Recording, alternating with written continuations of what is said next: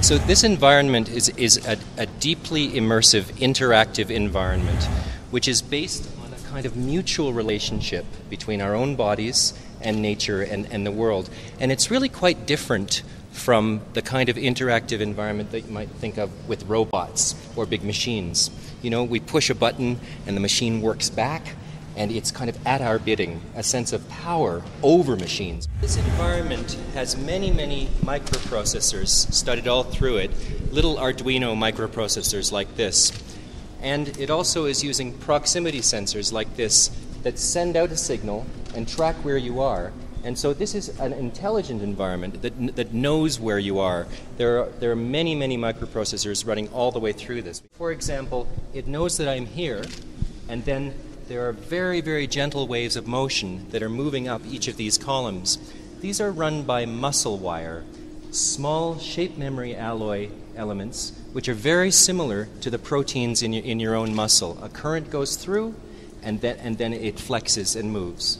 All of the work that you see here is custom made. We build all of these parts by drawing them and then operating laser cutters and other digital fabrication equipment in our studio.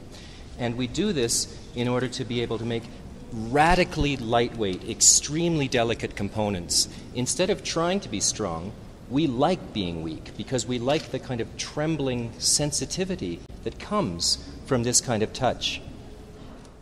But we try to make each individual piece very, very small, like insects, like little building blocks, and then we intensively multiply in order to make crowds and swarms of effect. Now, we're incorporating new chemistry into this system, protocell chemistry. Protocells means the kind of chemistry which is just before evolution generates actual life, so that this whole environment is functioning like a kind of geotextile.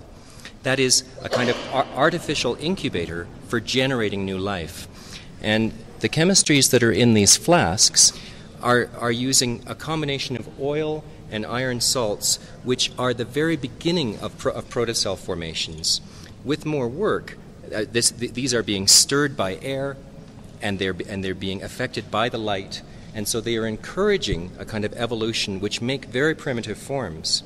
In the future, these will make strands and fibers, and they will start to populate this environment, and so that it will start to be much more, a step closer to being a genuinely alive system.